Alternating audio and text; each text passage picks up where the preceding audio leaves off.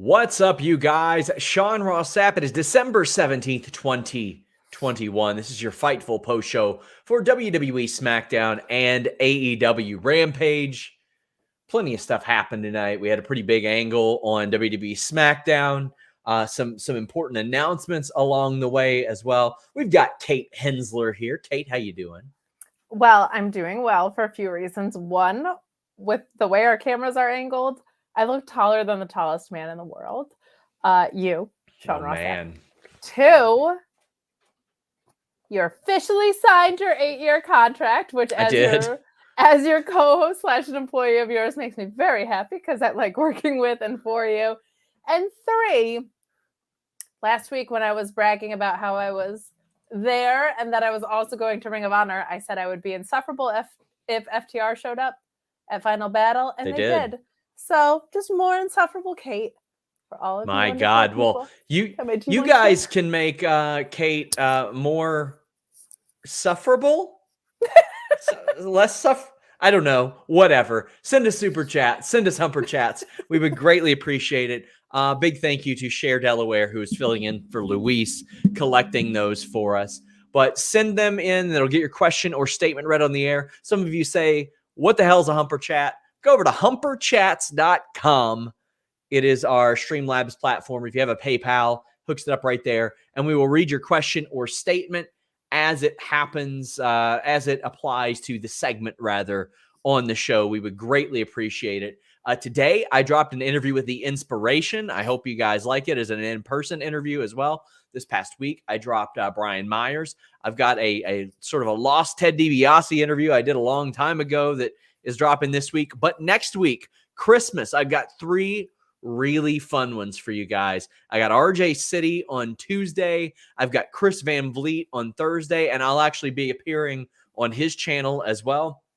Then Saturday, the 6th Danhausen interview that I've done for Christmas. We will not be here on Friday. Next Friday, it is Christmas Eve, obviously, but I'm sure we'll cover the happenings at some point.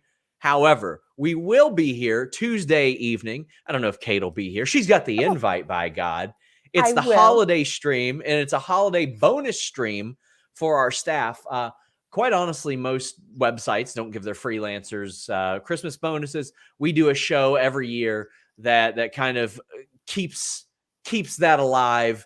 And the more you donate over there, the more Kate Hensler gets. So yeah, there you go. So and you're stuck with me for a lot of Tuesday. That means I will be there. Oh my gosh, she's going to be in front of a screen for like 9 straight hours by the end of Tuesday. But we already have that holiday stream set up. So if you want to head over there, donate a super chat now. It is up on youtube.com/Fightful, but we will be there 6 p.m. You can also leave a humper chat ahead of time.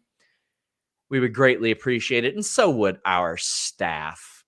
But we've got SmackDown and AEW to talk about.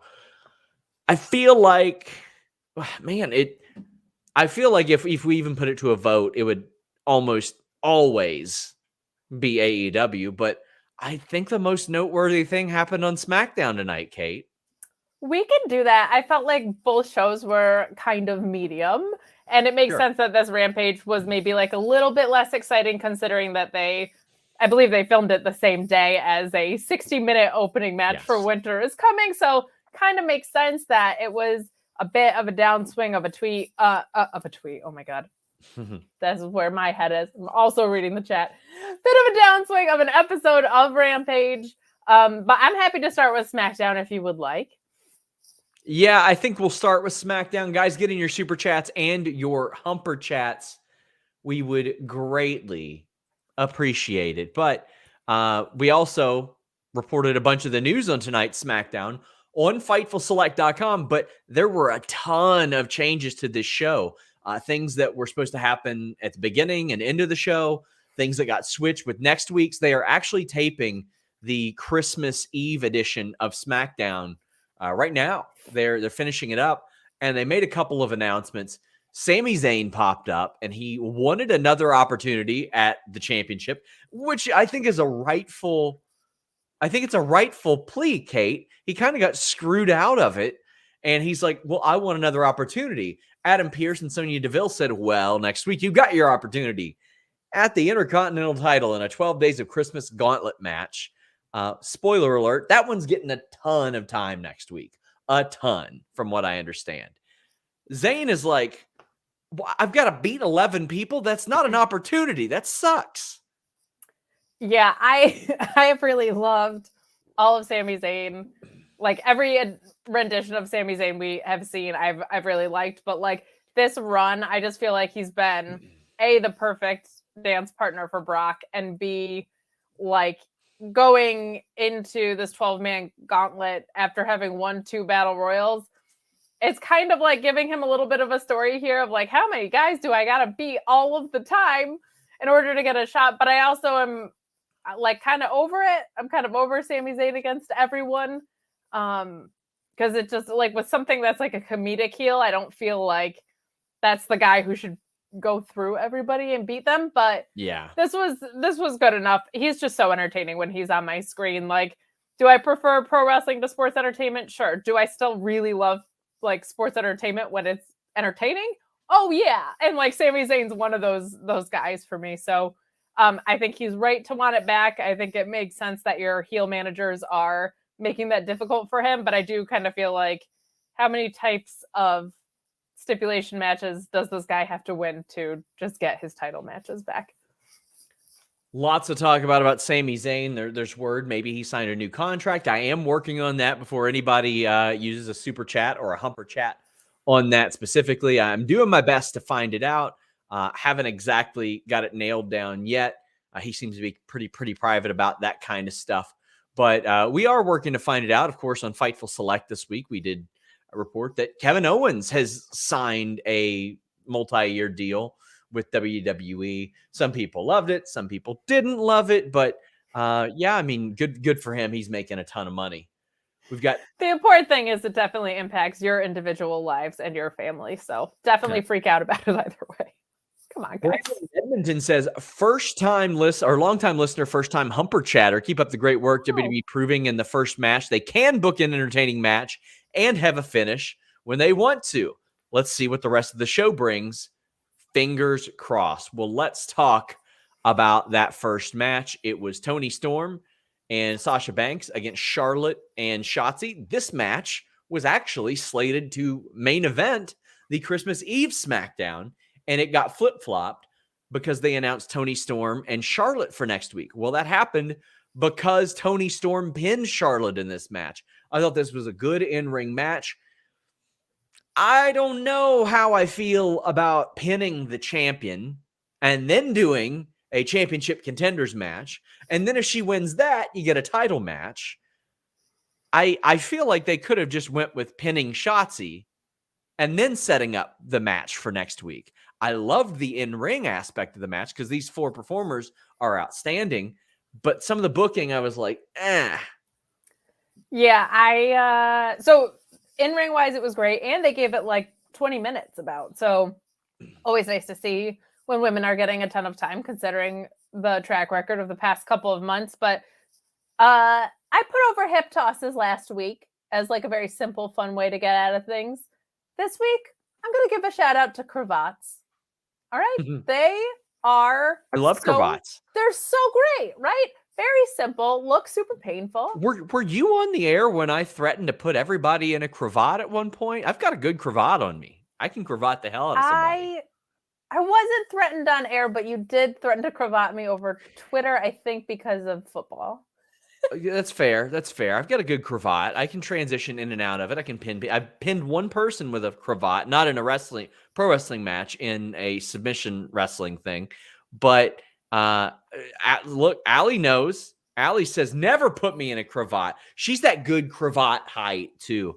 But you mean you can also, the newly graduated? Yes, you can do the Peruvian necktie. I mean, it's not exactly a cravat, but almost with the legs. Like it's a good one. I'm a fan of the cravat. I love a good cravat. It looks so vicious because it just kind of looks like you're gonna snap someone's head off. Yeah.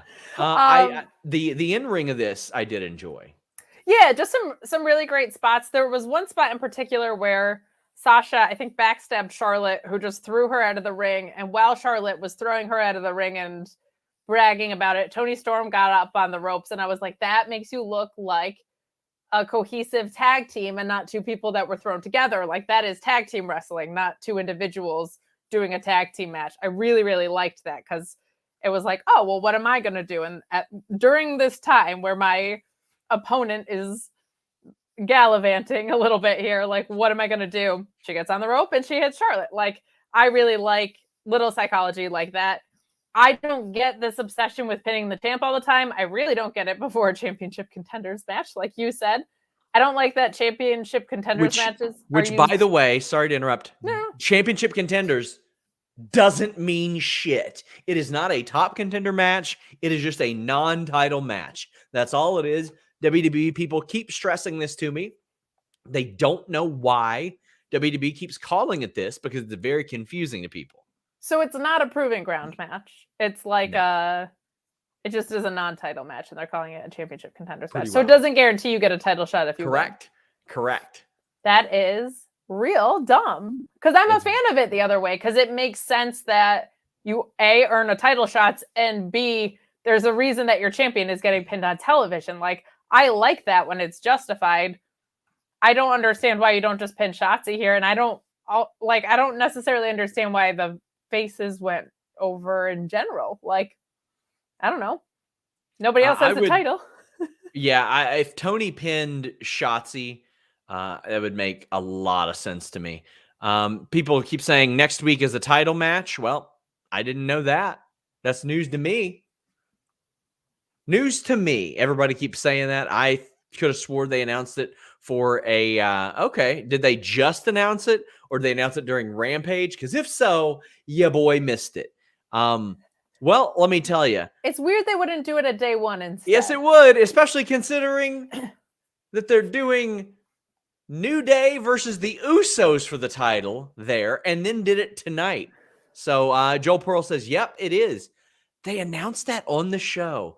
Man, I was out to lunch on that, wasn't I? That's okay. You can't catch everything. I can't catch everything. Man, and they like this also got switched around, so that actually get switched around. It makes almost a little bit more sense that way if it's going to be a title match. So to let people know, Toni Storm versus Charlotte was scheduled to happen tonight, and it was scheduled to be a championship contenders match tonight.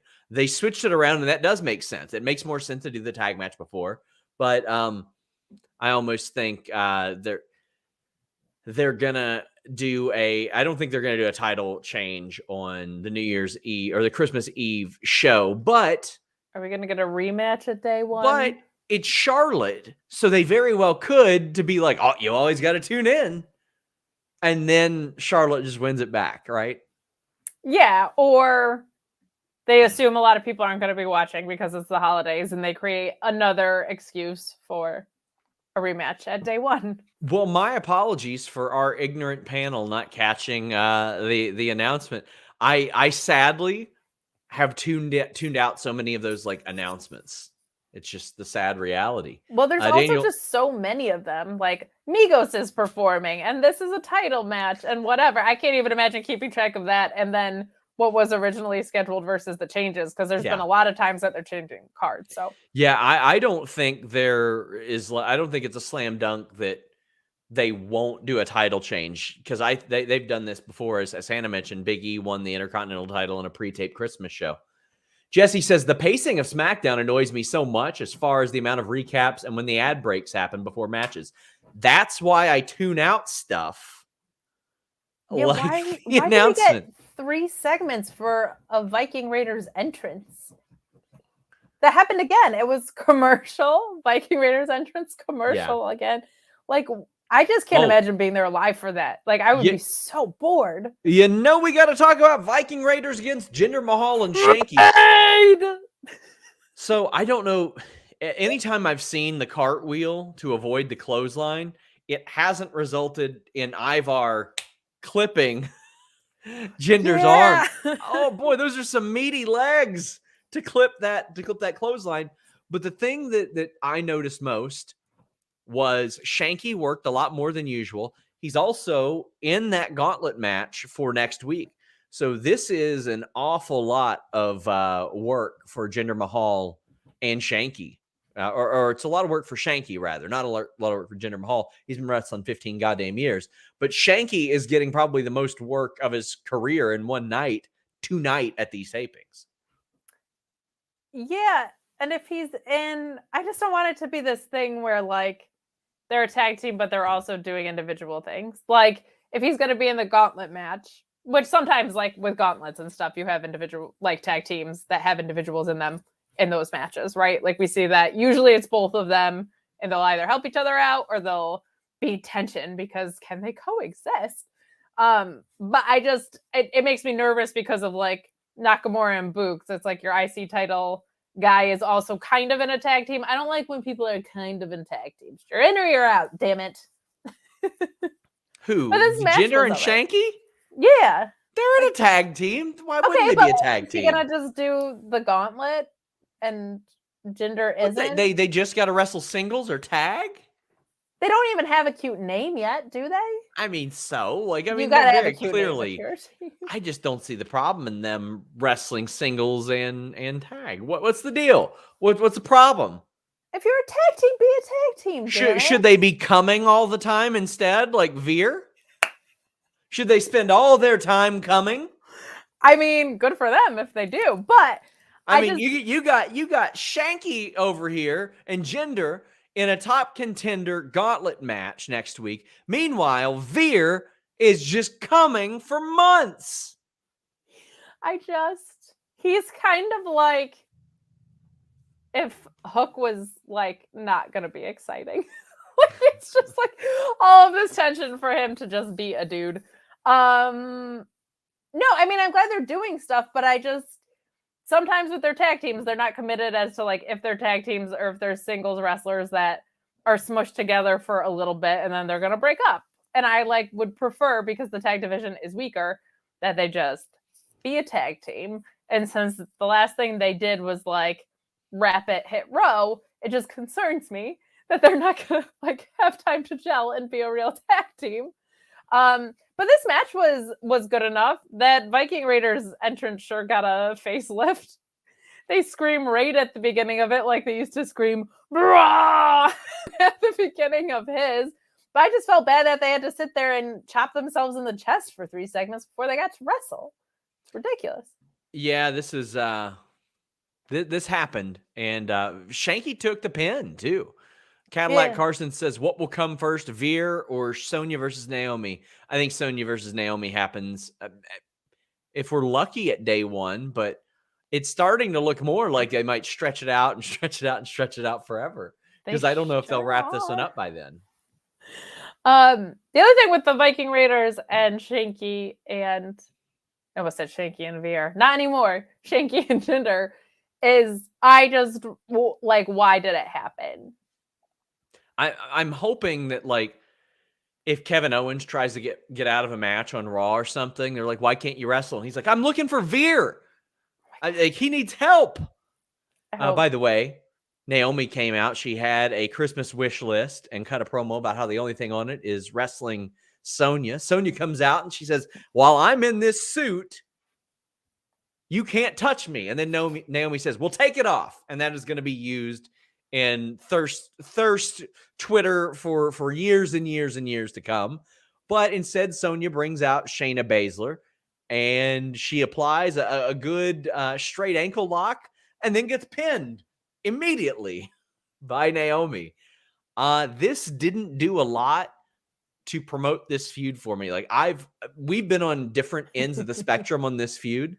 I've liked almost all of it. Like, I think Naomi should win for sure. It's just like, bam, out of nowhere. This, like, to me, it does help Naomi a little bit. It further solidifies her case. Like, she deserves whatever it is she's clamoring for, but it hurts Shayna more than it helps Naomi, I think. So much. And we were on the same page at the beginning because I really liked the story that was going here. And I'm very ready to see the two of them face off. I'm just getting tired of the in-between stuff. And here's the thing. you can stretch this out in a few ways. The most simple one is probably by explaining why Sonya doesn't like Naomi anymore and why Shayna Baszler is in Sonya Deville's corner. Is she getting paid by Sonya? Do they have some pact? Does Sonya have dirt on Shayna Baszler? Like, just explain the rest of the story that's literally right in front of you. And guys, sometimes you can just take a week off. Like, if you're going to do something this lame, just don't do anything and put something else there instead. Like, this just did not do anything to move the story along. And like the other thing was Sonya was right. She made it very explicitly clear that when she's not in her ring gear, she's not going to fight you. So like now Naomi looks like an idiot because A, she made that clear, and B, like, oh, did you not see Sonya? We're going to talk about it on Rampage too, I'm sure. Your baby faces look like idiots if you keep running the stuff into the ground. Like, oh, Sonya caught me off guard again. Like, it's just stupid. So, yeah, the booking made Shayna look more weak than Naomi look strong, but I just think you don't have to have every storyline on TV every week. Just take a week off from this. So that, which is a bummer, because like I think the match is going to be great when we finally get that payoff. I'm just Mark Losper says this feud is trash. I didn't like the way that it went tonight. I did not like that at all. Mark Losper says even if they did announce it, it doesn't mean it'll actually happen. Their ability to keep their word is basically nil. Sad, but true. With taped, it should be a little bit better. They should have an idea. I'm hoping with a tape. But I mean, even then, like I physically saw what was going to happen, and it changed. That's true. It changed in the amount of time. Like 45 minutes before the show, it changed.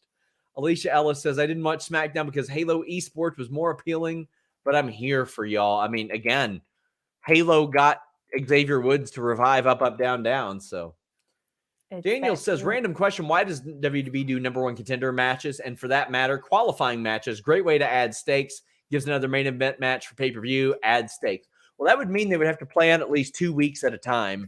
And it doesn't seem they're interested in doing that unless they're doing 2 weeks of filming in one night, in which they do. I don't know. They've got 432 title belts, and they rarely do top contender matches for those.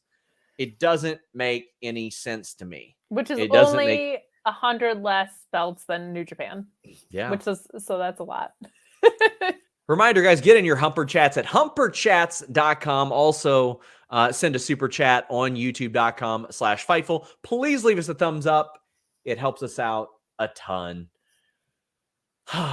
So, for some reason, they felt the need to run back Cesaro and Ridge Holland because I guess it wasn't clean enough the last time. I don't know. But this time definitely wasn't because Ridge Holland and Sheamus beat the shit out of Cesaro with a shillelagh, I believe it was. Of course it was. Why wouldn't it be something other than, like, what's the most Irish word? They beat him with a leprechaun. They cracked him over the head with a loaded box of Lucky Charms. That's how it happened. And then Ridge Holland won a very abbreviated match. Again, this isn't what gets me interested in the feud. I'm just looking at this and I'm like, okay, Cesaro won. The fact that he was even taking this match, I'm like, why would you do it, man? You really want that winner's purse that much? Maybe. If so, say that or something. Why is he even taking this match?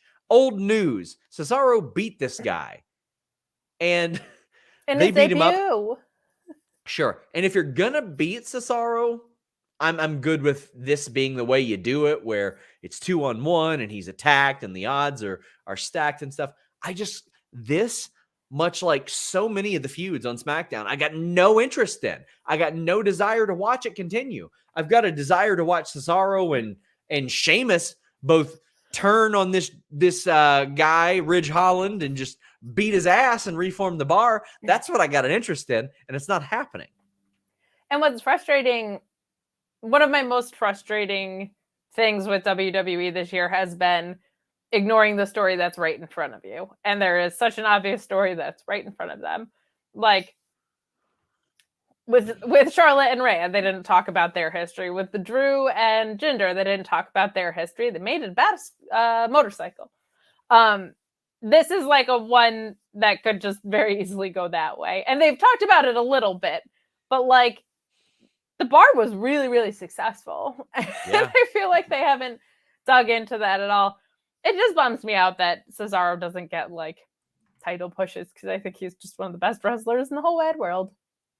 But yeah, I don't care about this. Why would I care about this? I don't have a reason to. Yeah, this is utterly pointless.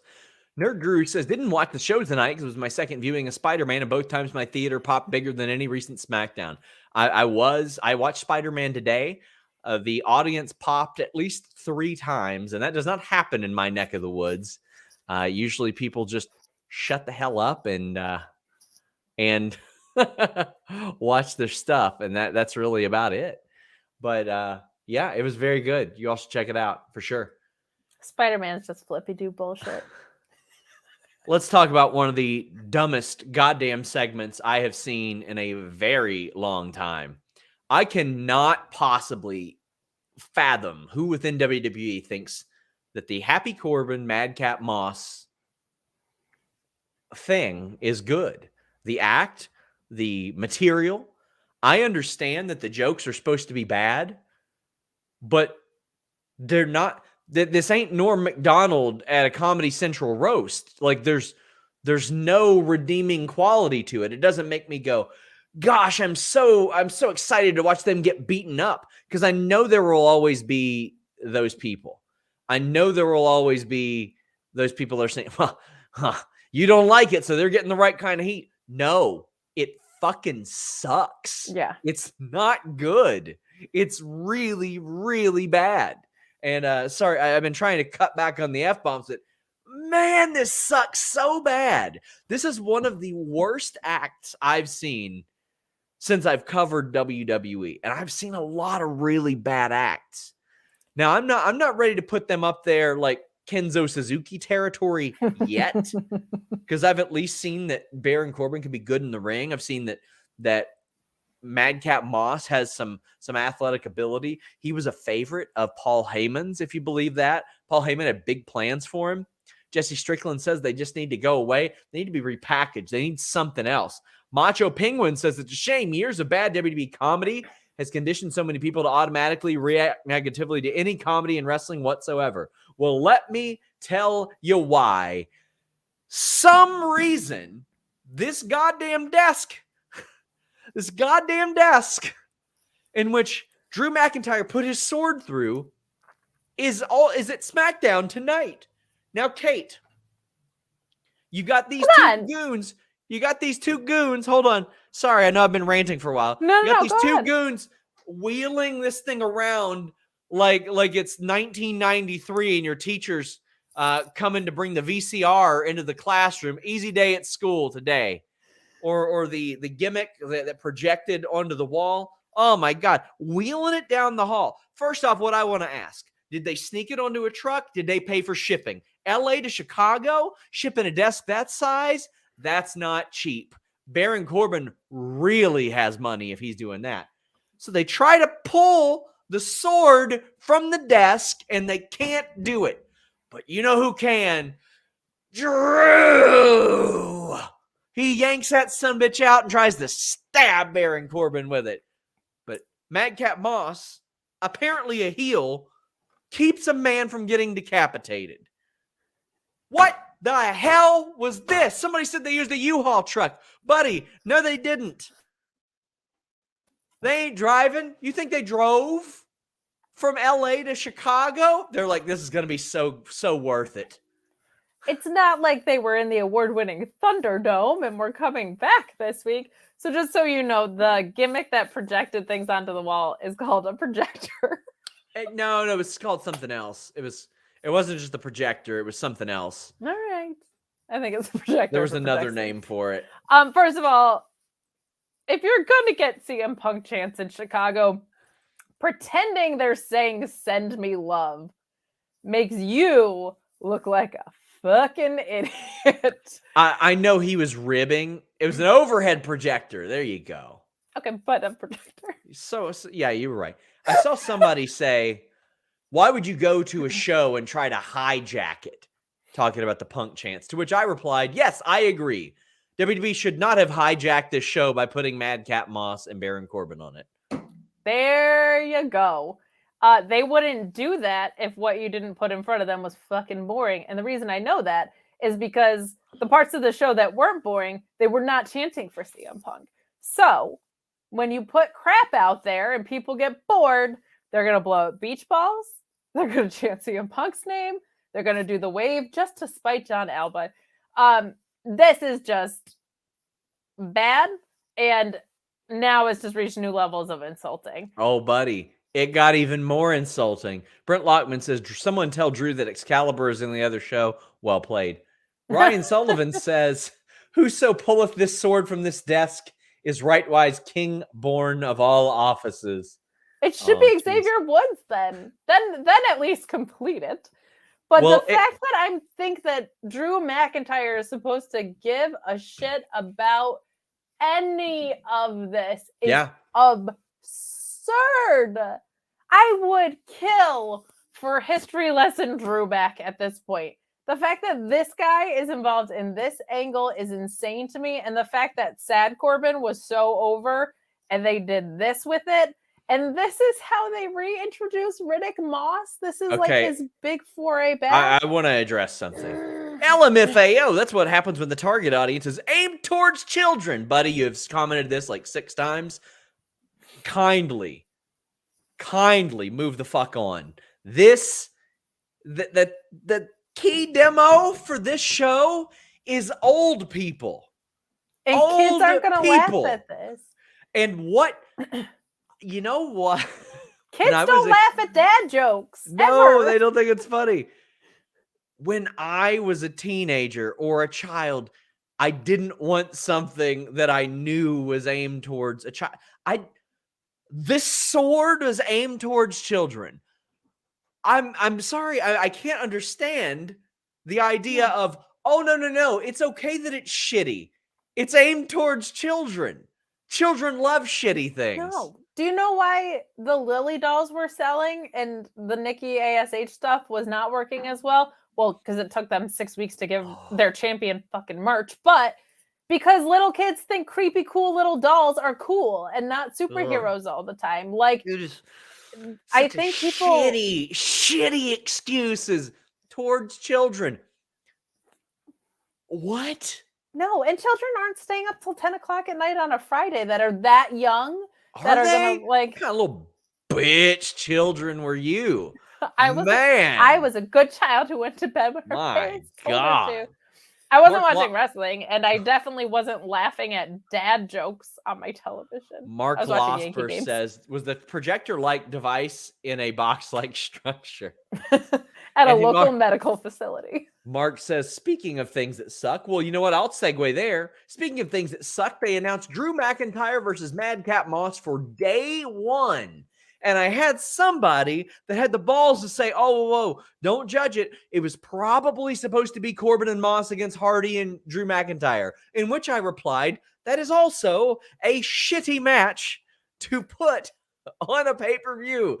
That is a SmackDown Hour 1 match. That is a nowhere on my screen match. This is the dumbest shit on an already dumb show. It's the bad. More that I talk about this show, the more I realize I like the last 5 minutes of it and loathe the rest of it. Yeah. Well, the women's match was good in ring. It was, in the ring. And that was 20 minutes of it, so that's good. MJ, it did get a lot of time, and I'm very happy it got a lot of time. MJ Johnson says it kind of sucks how someone can miss SmackDown, and the main event is the only thing worth talking about. You guys are great. Happy holidays to Fightful. Well, thank you very much. But I did not need to see New Day versus Usos. Love both of them. And you know what? There is a section of Twitter that if I would have put that on Twitter, they'd go, well, I'm not complaining. Not going to complain watching them wrestle. You know what? I am, because I've watched them wrestle 100,000 times. And you know why I'm going to complain? Because they walked up right before the goddamn match and said, hey, we're going to face you at day 1. It's going to be for the titles, but we're going to do it again tonight. It won't mean anything, but here you go. By the way, you're pinning us. And you pinned us in the who's the best out of all of us fucking match. Oh my god! Why? Why? Well, it's geared towards kids, Kate. This is geared towards children. So just listen, just shut the fuck up and enjoy it because it's geared towards children. You're paying me either way, right, for the stream? So I'll just be quiet. My gosh. This is so dumb. So good match as always. We'll say that. Go ahead, get it out of the way. There was a really good Russian leg sweep in there, I think, from Xavier Woods. They're always great in the ring. That's why they were at it back 900 times. And I'll say this at least, because I was thinking about this during Rampage, because it was not my favorite episode of Rampage. When it feels like pro wrestling and not sports entertainment, but the stories are a little more boring and don't love what's going on, it's still way more entertaining because you're intrigued at least in what's happening in the ring. Like this match that I didn't really have an interest in, that we don't need to be having, that makes no sense to be having, was still way more interesting to me than anything with a distracted finish that wasn't that exciting or whatever. So there is at least I'm impressed by what's on my screen, but to say it doesn't matter what happens and what we're literally about to go do because I'm going to see you at day one anyway, which honestly should kind of be the Usos pay-per-view. Their whole thing was day one for years. Well, they're going to win because they've lost a bunch recently. So they're going to win. And they're champions. But they lost, so Roman's upset. Now, earlier in the night, you've got Paul Heyman waiting on Roman, but Brock emerges. Overall's Brock, which is awesome. I'll have some news on Fightful Select Saturday on what he was supposed to be doing. Please subscribe, FightfulSelect.com. I'll have news on Mustafa Ali, SmackDown producers, Raw producers, lots more. Cher says, RIP to my dream of a Paul Heyman on a pole match. Moment of silence, please. Brent Lockman says, poor Paul Heyman, clap, clap. Poor Paul, clap, clap. Well, Roman's not happy about the Usos losing, and he's not happy about all the games Paul Heyman has been playing. Paul Heyman then informs him he has not been trying to protect Brock Lesnar from Roman Reigns, as Roman suspects. And I love that. I love Roman saying, why are you trying to protect Brock from me? Because in Roman's mind, he's going to beat that ass. He does think that he is the big dog. And Heyman goes, no, I've been protecting you from him. Reigns fires Paul Heyman, hits him with a Superman punch, and overalls Brock is out. Oh, do I love babyface Brock Lesnar. Listening to the crowd's chanting one more time at him, and he does it. He does it. Oh, I wish this 5 minutes of SmackDown could have been so much more. The Roman entrance had to have 15 minutes. We could only give this segment 5. Man. So as someone who started watching in 2009, you can't not be in awe of Brock Lesnar, but a lot of his history had kind of passed me by. So I wasn't really watching it in real time. And the stuff with Cena was cool, but the Roman and Brock stuff has eaten up so much of my watching in real time chunk that I was not super excited for this. And Paul Heyman being on the other side of things, I was real worried about my interest in this. It's been great. I have loved this version of Brock. When we got that very quick opening video package, I almost said re-summarizing, just summarizing what happened last week. The more I see that and the stuff I saw with Sammy, I was like, God, Sammy is just the perfect dance partner for him. For whatever reason, I think Sammy is very disarming for Brock to work with because they just had a special kind of chemistry in there. And I find it odd that this is the place where this happened. It was obviously on the wall. I'm not mad about it because I feel like this was getting very stagnant and we needed to move things over. But I just thought this is an interesting place. The fact that this didn't happen at day one is intriguing. If this is going to be a WrestleMania main event, we still got a lot of time to get there. So I'm a little bit confused, but I'm excited that something is moving forward with this. I think it's kind of interesting to see what happens with Roman, because people were kind of cheering him like in a facey way today. But I'm glad that something has moved forward. And I didn't realize last week that Paul Heyman had said to Brock, like, probably future champion or whatever, and that I missed that the first time around. So I'm actually glad that on one of these recaps I learned something. So this was it was a great way to close out SmackDown. I thought Roman did really well with this segment. He should be pissed that the Usos are losing. I liked seeing Brock eat a little bit of offense from the Usos as well. Yes. And he laid out everybody, but I just love this. I love this. And it raises the question, has Heyman always been in cahoots with Brock? I love the where does his allegiance lie thing. And the way that I have seen it is Paul Heyman's real allegiance has always been with the championship itself and the money that comes with it. If you look back at the Reigns-Lesnar match, Heyman threw the title in the ring in the middle of them, and he was like, you know what to do. I think that it was just him saying, like, to the title, you know what to do, you know what way to, you know which way to lean, you know which, and it's whatever way you take is which I'll follow. Yeah, and I think, the fact that Roman's had such a healthy reign before Brock even re-entered the picture, it to me feels like Heyman was like, I'm going with this guy because he's the best guy in the company. And then all of a sudden, that guy wasn't the best guy in the company. Maybe he's not. Yeah. Yeah. So it makes it makes a lot of logical sense that it would play this one. I'll let it play out. This makes sense the way that it's unfolded so far. So I very much like it.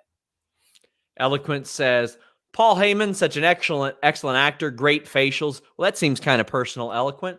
Brandon in Edmonton says, of all the weeks that we don't have a Blue Chew ad, Jonathan, Brandon in Edmonton says, well, SmackDown found a way to suck from the end of the women's tag right up until the Brock laying waste to Roman.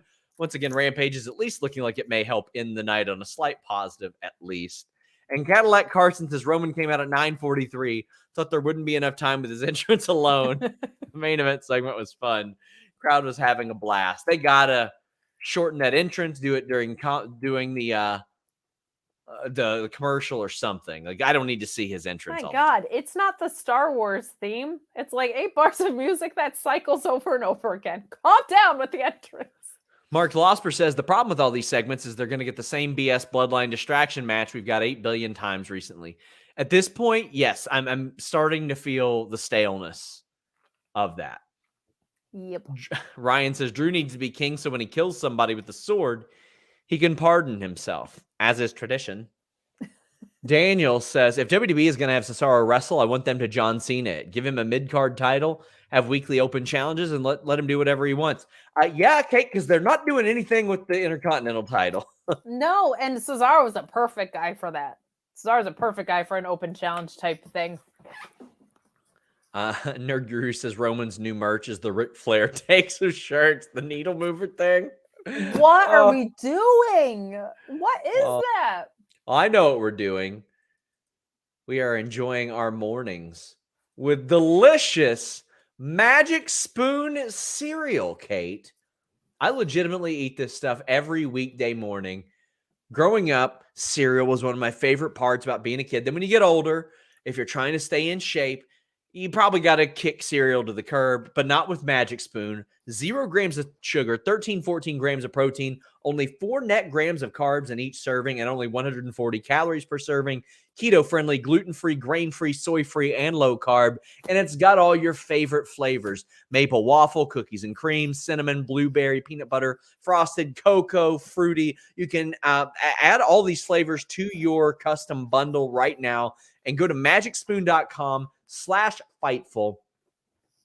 Save $5 off your order. Use that code Fightful. And how about this? You might say, oh my gosh, I don't know if I'll like it. What if I don't like it? well, you know what? If you don't like it, it's backed with a 100% happiness guarantee. If you don't like it for any reason, they'll refund your money. No questions asked. They're not going to go, Oh my gosh, why didn't you like my cereal? Why didn't you like it? It doesn't matter. They're not going to ask you any questions. You just get your money back. There's nothing to lose. One of my favorite things is that this lasts longer than regular cereal, because one serving of regular cereal is never just one serving. You go back and forth to the cupboard. It's garbage. It spikes your sugar levels, and you want more. But Magic Spoon fills you up, fills me up at least with one serving. MagicSpoon.com/Fightful. Excited to work with them throughout 2022 again. We've got them on board. Very happy about that. So you get $5 off if you use the code Fightful. Mm-hmm. What could you do with that other $5? I just trying to think. It's not like you could subscribe at FightfulSelect.com for such a low You rate. could actually. What? You could. I'm you actually great at could. this. You get at least seven weekly shows. By the way, we had a pilot for a new show that dropped on Fightful Select this week, coexisting with Maggie and Rob. Everybody loves Maggie. No, everybody loves Maggie. And It's Rob's literally also impossible. there. Rob's also there. How about that? We're throwing in Rob. We're throwing in Rob. They talk Kevin Owens. They talk Winter is Coming. All kinds of good stuff. Check that out. Send some feedback. We love to throw bonus shows up there as well. So check it out, guys. Matt Reichel says, sending this Humper Chat to SRS and the bestie Kate Hensler. We'll watch the review later since GCW from LA is on and Denise is ring announcing. Thoughts on the men's and women's Owen Hart Cup? Well, as Matt did here, if it's before a show and you want to send a super chat or a Humper Chat and you're not going to be here live, that's the benefit of humperchats.com. You can send them whenever and they'll get read on the air. So let's go ahead and talk about this. The Owen, I'm so happy about this. Also, Rob Wilkins says, check out Coexisting Podcast with Rob Wilkins and Maggie on Fightful Select. You don't got to send a chat, Rob. It's on our platform, buddy. It's on our platform, man. I'm going to plug it. But friends supporting friends. I love that's true. it. You're That's the best, true. Rob. Owen Hart Cup announced. There's going to be more details soon, but it's going to happen in May. The finals are going to be at Double or Nothing. I like this. Yet another non-title feud for people to go after. And Owen Hart's name carries something. It carries some meaning. There aren't a lot of people that are going to be around today that haven't been inspired or don't appreciate or love the work of Owen Hart or his family. So I think this is really, really great. Because they were supposed to make an announcement about this at Winter is Coming. And I think the speculation was that Canada, because of COVID protocol, is scaling some stuff back, and maybe they were hoping to do things in Canada with the Owen Hart Cup. Yeah. Is that like a viable sounding theory? Maybe. I don't know. Something you're looking into. Off the top of my head, I think Serena Deeb should win the women's because of her comparisons. Like, she's getting a lot of comparisons from her peers to Bret Hart. I think that her with Martha in the ring. I mean, you know what? I'm sure they'll probably get Bret for it too. I mean, why wouldn't they? Oh yeah, of course. Why wouldn't they? I always forget that he did the that MJF promo too. But I'm glad to see that Martha Hart has, I mean, not softened her stance. She didn't want anything to do with WWE, but I'm glad that this is happening because it showed, like, I think a lot of people probably judged Martha without knowing her stance on things and how she felt, especially before Dark Side of the Ring. It's not that she hates wrestling. She hates WWE. And, you know, understandable in my opinion. Yeah, I'm not one to tell somebody how to grieve. That's how she feels. That's how she feels. But I'm glad that we're probably going to get Owen Hart figures and Owen Hart in a video game and probably going to get Owen Hart merchandise and a tournament that will mean something to a lot of people. And as long as AEW presents it as meaning something, it will mean something. And I feel like they often do. Like, and I think if they're going to bother to get Owen Hart's name, they understand the weight that carries. I think Serena's a slam dunk for the women's. For the men, man, I really want to say Danielson, but it's just hard to see where he's gonna fall on the card. What do you think for the men? Ooh, I would say Kenny if Kenny was back, but I think it's a little soon. Yeah, that's tough. It'll take me a couple months to see where everything kind of Kind of lands shakes there. out. Yeah. Yeah. A lot of people asking if Brett and Martha still have issues. You never know what might bridge those gaps, what might fix those issues. You just never know. You never know. I do Jonah, think that Bret Hart might still have a little bit of resentment against Hulk Hogan, though.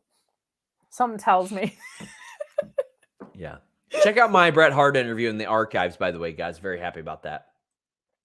Todd Hand Cam THC sends, that's just Todd Cam, or maybe it's Humper Chat. I don't know what the hell that means. Either way, says celebrating a new job and a more recent past drug test by watching Rampage and eating Doritos, if you catch my drift.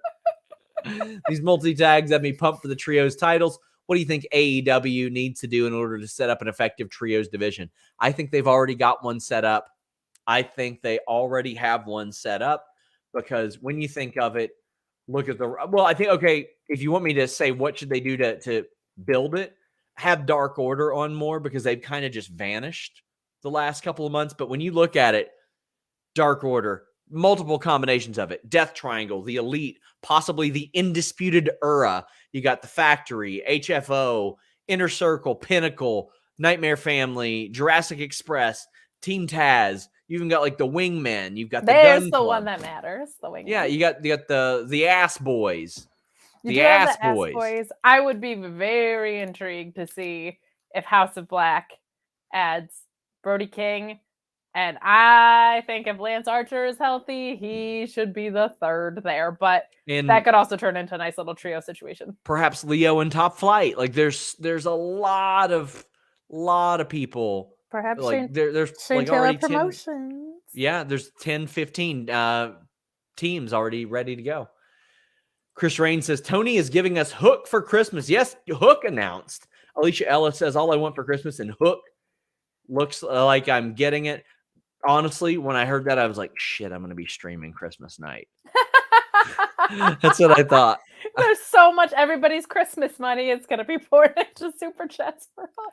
Andy Slamberg says Brian Pillman Jr. for the men. There's an obvious generational tie. Possibly, yes.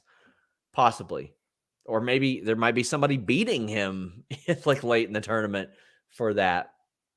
Alicia says, did you all see the picture of Britt and Jay White that he tweeted? Yeah, but I mean, these people see each other all the time. Like they're around each other all the time at conventions and signings and the like.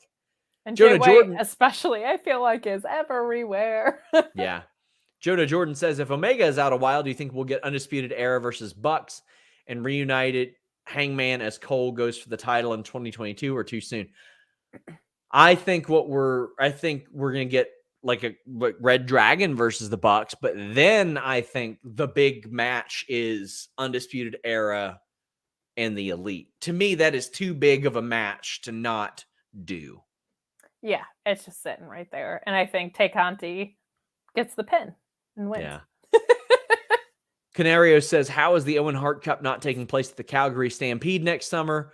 More Canadians are vaxxed, willing to mask, and pay more per ticket per employee testing. Give us what we want.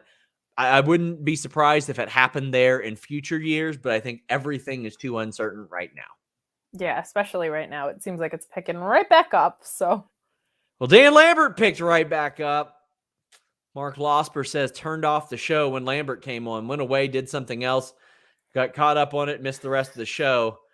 Does AEW have data that shows that Lambert is secretly a draw? Yeah, they do.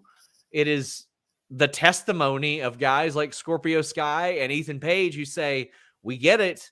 We know that his promos aren't what everybody likes, but then when he's in the ring, you cannot hear anything else.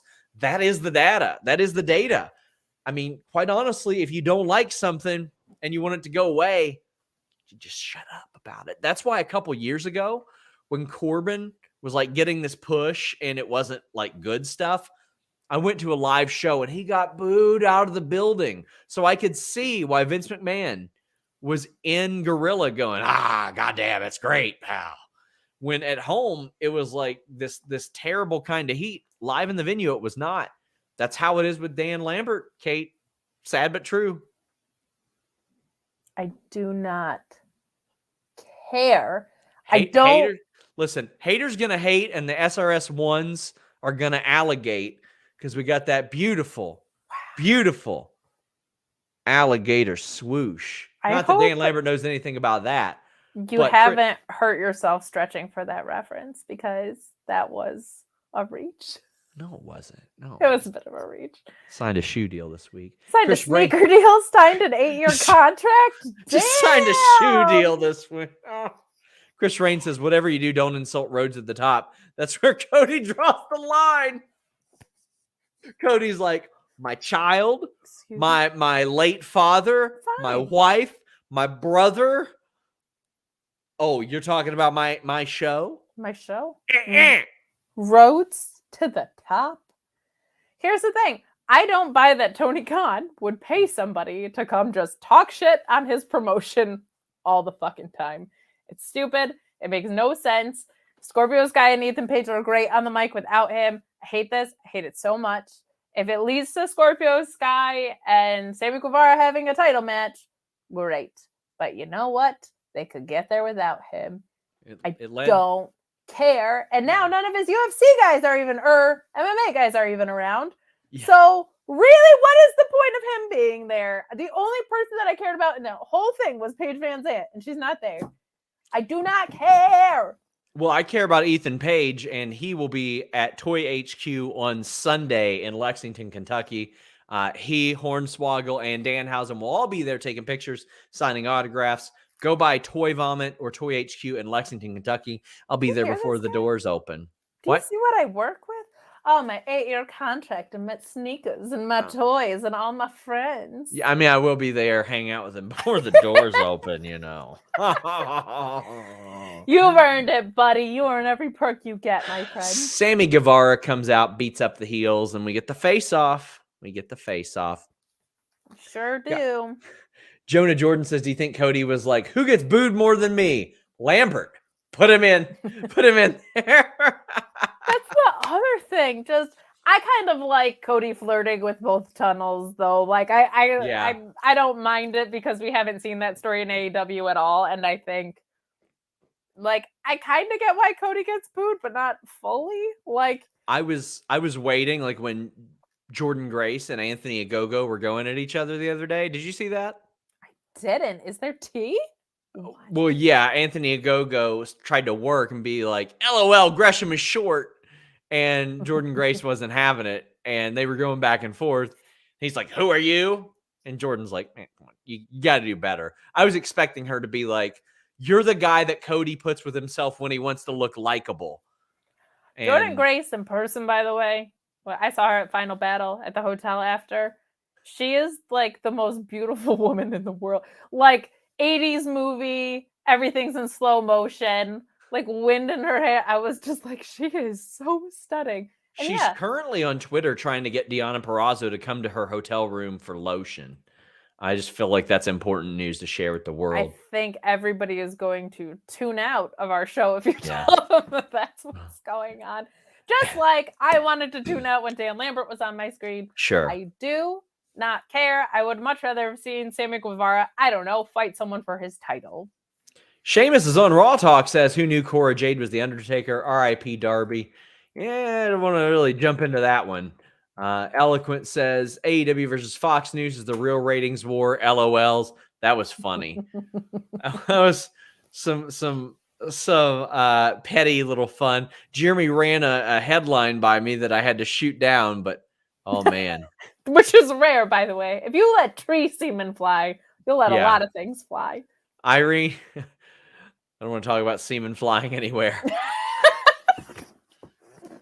Irene says, Lambert is a channel changer for me. Maida Hill Cody as a tortured soul waiting to set himself on fire for cheers is fascinating.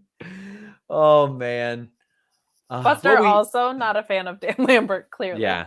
Hi, buddy. We got the Elite plus Bobby Fish because Young Bucks make sure that we make sure that Bobby Fish is not a part of the Elite. I want to say they were like, and Bobby Fish. Yeah. Against Best Friends in Chaos. This is the most simple way to like continue this type of feud. And we're moving towards Orange Cassidy versus Adam Cole. I think next week on Dynamite. Yeah.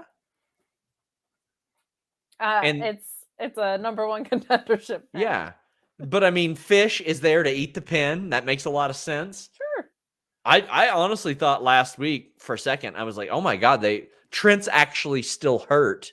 And they wrote him off again. I thought, oh, well, maybe he was just there because it was close to his hometown. And he's actually got to heal up his neck more. And they did the gimmick at the end where they all hit the BTE trigger on him to write him off even longer. But he worked tonight. He got the pin. I think it's great that he got the pin. And this match humped as it will often hump. It sure did. I think Sue's faction of chaos, which has no ties to New Japan, is great. This match was great. It's not going to be bad when you have this caliber of in-ring work. And I also like Fish eating the pin, and I also popped for Roppongi Vice being back together a little bit. That was really fun. So this was just, solid match. Kind of keeps the train moving, which I think is a lot of Rampage. You're not going to see a ton of story developing, probably. Things just kind of move along, but this was great in-ring work, and it's always nice with Orange Cassidy because he's so gimmicky or whatever, but he can really go. Like, he's a pretty wrestler. So just nice when we get reminded of that. You always know you're going to get at least one like really awesome like multi-person tag match on Rampage. Like that seems to be one of the wheelhouses that it is fit into, is almost like the Road to shows in Japan. And like I do like that this has become kind of like an Adam Cole show too. Like he wrestles on this show an awful lot, and I really dig that. Would you say it's more of a Roads to show? We're just going to go ahead and mute Kate. We got a promo for the women's TBS title tournament, of course. Pretty simple, straightforward stuff there. We also got Tyconti, Penelope Ford. This was much quicker than I had anticipated, but I liked it a lot too because there were a lot of submissions in this submission match that I had not seen utilized before. Now, there were some that I thought were getting a little too cute for their own good. For example, Penelope had a cravat applied and she had a bridge on it. And you don't need a bridge on a cravat like that. In fact, if you don't have a bridge and you've got a cravat applied, you can alter the pressure on it forward, backward, to the side a little bit more because you're cutting off carotid arteries there. I don't think you need that. Plus, if somebody scoots you back while you're in a bridge, it's going to be really bad for your neck too. So it didn't make a lot of sense there. Conchi busted out a couple of really, really good submissions. There was like almost a double arm bar that she busted out. And then the finish. Oh my God, did I love that finish. The finish. And Taz was marking out for it too, which I really, really loved. Let's talk about the match itself before I talk about the post-match. Yeah, those were two very different things for me, huh? So yeah. I really liked this match. I think if Tay holds the title at some point, submission matches should be something that maybe she like tries to introduce in a pretty common way. I've loved, like, I'm an ROH mark. I have my G1 Supercard shirt on as we speak, but like I loved the Pure division because I think there are things that when you make them consistent but are also specialties, it just adds a really unique flavor. I think a title run that has a bunch of submission matches in it because it's the champion's advantage in a way could be something that's really cool for her. Most of the spots I thought were great. There were some that were just like a little bit more look at the submission that's applied rather than I'm trying to win the match with this move. Sure. But nothing too egregious. I thought there were some that Penelope could have sold a little bit better, just like a few spots.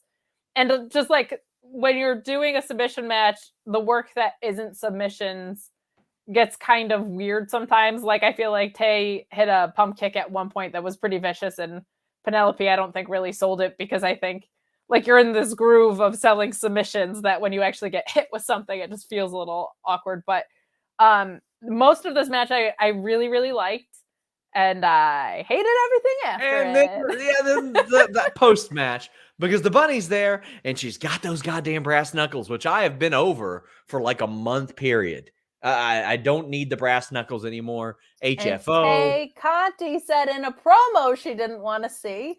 So you think maybe everybody in the world might see it coming, including the referees. Well, Brent Lockman says, even in kayfabe, challenging a legit black belt in judo to a submission match seems insane. Really fun, though. Penelope can take a hell of a beating. Well, so can my patience. Because a couple of things I didn't like. Tay, when she has a submission locked in, going after the bunny on the apron. Like, what the hell is Anna Jay there for? Why you bring your friend here if you're going to be going after him? Stop making these baby faces look stupid, because nobody wants to cheer for somebody stupid. Now, oh my God, I am so ready for this feud to be over. The Bunny, Penelope Ford, Anna Jay, Tyconti, it's been going on since August. I'm ready to move on. Well, what? Don't you want long-term storytelling? No, I don't with this. The story's been told. And the story is feud that I'm done with. That's all it is. I'm done with this feud. Give them fresh people. Give them fresh people, for the love of God. Where is Layla Hirsch on my television? Where is, like, I'm just Heart like WrestleCade. I wanted to take a picture where she was taller than me. I think that would be very funny. But you mean she's not? Well, she is. I just wanted everybody to see. Oh, it. right. Of course. Duh. Of course. So what's amazing to me is this started before Tay's title shot with Britt. So they had just like abandoned this program and then went right back to it, and it's still not over, and nothing new has happened since. No, they wrestled. The Bunny wrestled Tyconti on the 3rd episode of Rampage. I remember back in August in the Milwaukee show, they wrestled each other, for the love of God. And even before that, like, Tyconti wrestled the Bunny on an episode of Dark in July. Like, this has gone on forever. They were wrestling they wrestled on Dynamite in like April. They had a bunch of matches, if you remember. There was Nyla Rose and the Bunny against Sheeta and Tay. So they haven't really detached from each other since like April. At like any point. Like, for any extended period of time, maybe like a month. And then it's like, well, let's pick it back up. This is like see other people. That's what I was literally just going to say. It's like when I have a friend who just won't stop texting their ex. I'm like, get over it. Like, get your CDs out of his truck and go wrestle other people. CDs out of his truck. That's it. Like, and they have the roster for it now.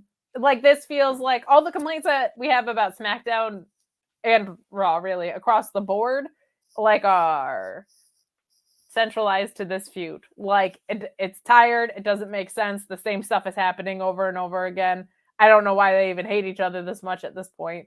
And I hate baby faces looking dumb, and I hate referees looking dumb, and this did that to both. You gotta know if Bunny's coming out. The brass knucks are behind her. Mark Losper says the Bunny clearly took the lesson of do the same thing over and over and over and over and over again out of beating Roman in the demo that one time. And Brent Lockman says this feud has lasted longer than the HFO. We had news on what was up with Angelico before his Dark return, and Mark Quinn. They were both sidelined. Angelico personal stuff, and Mark Quinn has been injured. So that's a bummer because the Butcher is also injured, and without the Butcher, it's just the Blade and Isaiah Cassidy and Matt Hardy hanging out because Jack Evans is in Mexico getting extorted or something. Like, good God. I hope they have a good insurance plan at the Hardy family office. Chris Rain says, seems like the crowd reaction gets louder every time for Adam Cole's entrance. That's what you want. That's what you want. Greg and Peterborough says the feud has been going on longer than Veer has been coming. Of all the weeks not to have a Blue Chew ad, I swear to God. Eloquent says Mark Henry should do the main event bit on Dynamite 2. It's really over. And Cadillac Carson says, I love how over Mark Henry's line is. That part alone makes me enjoy Rampage even on a lesser episode. Plus, it's easy to like Mark Henry and just be excited that something like that is working out for him. I like that is tradition, and they wedge it in there every time. because it's one of those things that it's fun. It's not like when Vince was having everybody come out and like Randy Orton would have to say, well, I guess I should say, welcome to Monday Night Raw. And they had Damian Priest go, I've always wanted to say this. Welcome to Monday Night Raw. Like, no, you haven't, because nobody says that shit ever. This is just Mark Henry saying it. It's his thing. And he said it after the promo where the heels are all trying to get at Eddie Kingston and company. And Eddie Kingston just cuts him off and said, shut up. We're going to fight. Loved it. I love Eddie Kingston so much. He was like, I think he said, I didn't want to have to do this. Like, I didn't have to do this, but I'm going to have to come out and kick your ass. Mark, say your line. I love Eddie Kingston so much, partner. I love him. This was so great. That's how Eddie Kingston would react to this whole thing. There's some people who are going to use that as an opportunity to try and get under their opponent's skin. And then there's Eddie Kingston, who's always ready to fight everybody and just wants Mark to say his line so he can go kick people's asses. It feels so organic and so real. Eddie Kingston's mic work is just some of my absolute favorite. And I'm very intrigued by the booking of this match. And we can talk about the match. And then I'll tell you why I'm really excited about it. Brent Lockman says Eddie Kingston's still chasing 2.0 and Garcia, and it's been 2 days since they taped this. And Ricardo says, am I the only one who was confused by the finish for it? That looked like a kick out. WTF. So the crowd thought it was.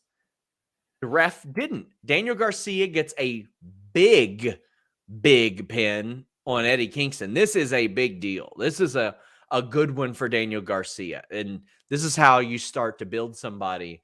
What do you think of the match itself and the confusing finish there?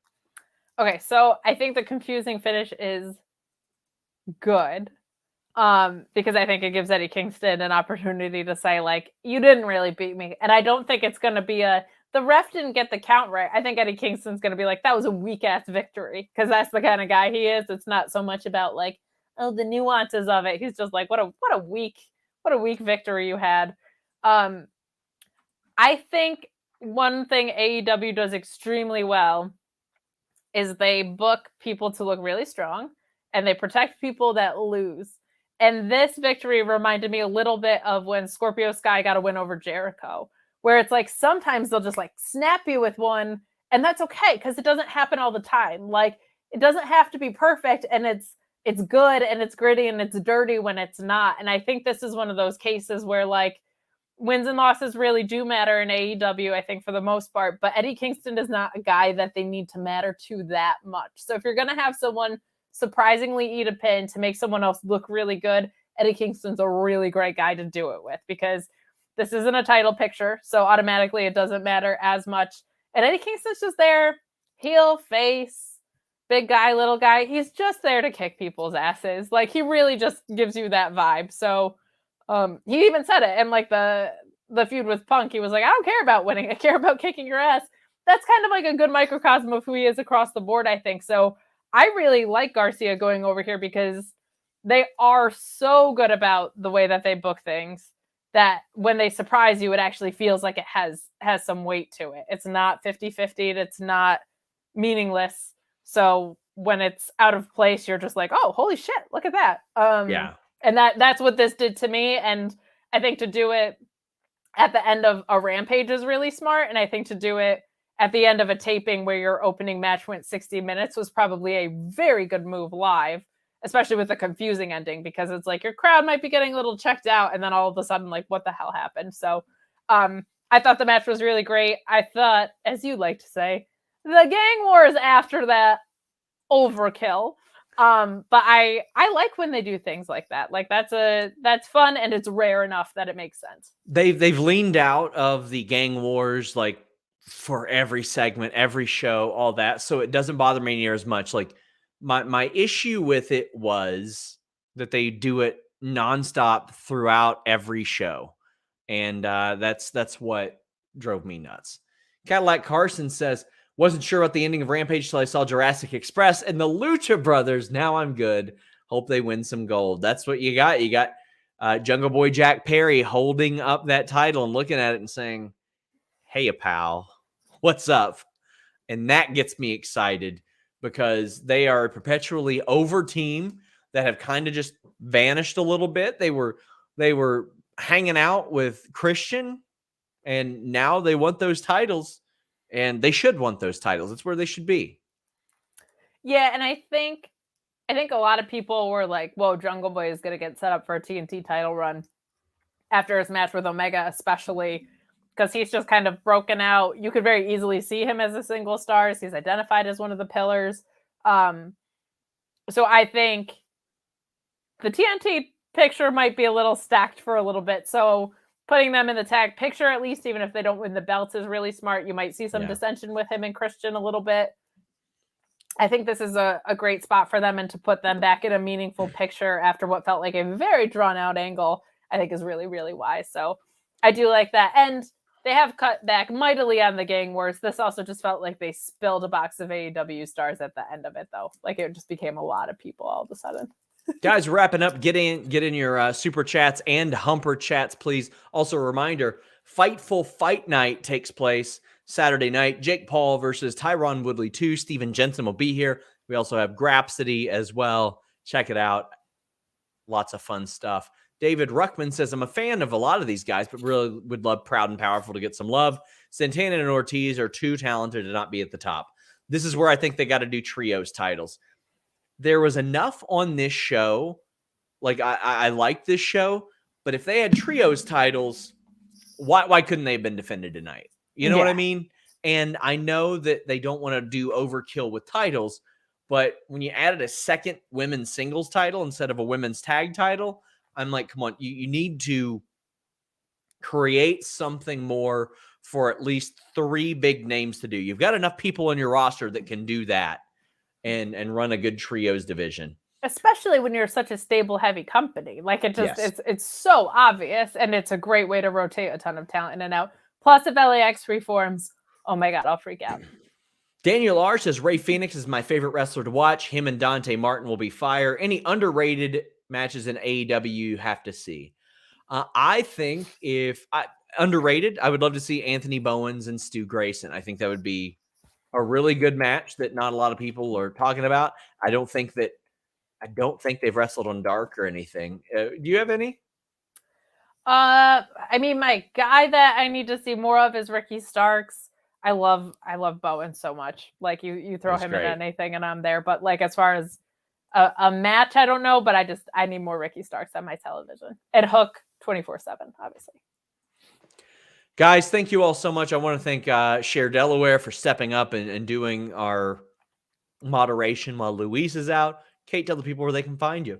You can find me right here at Kate on Deck IC. You can catch me on Tuesdays this week on the holiday bonus special, but also every Tuesday night after NXT doing Sour Graps right here on Fightful YouTube, and Wednesdays at the Mark Order podcast talking all things All Elite, and then hanging out with Mr. Sneaker Deal, 8-year contract, hanging out with toy guys and being super cool all the time, Sean Ross Sapp, on Fridays doing this show that you're watching right now. So tune back in. Thank you all so much. Until next time, we're out.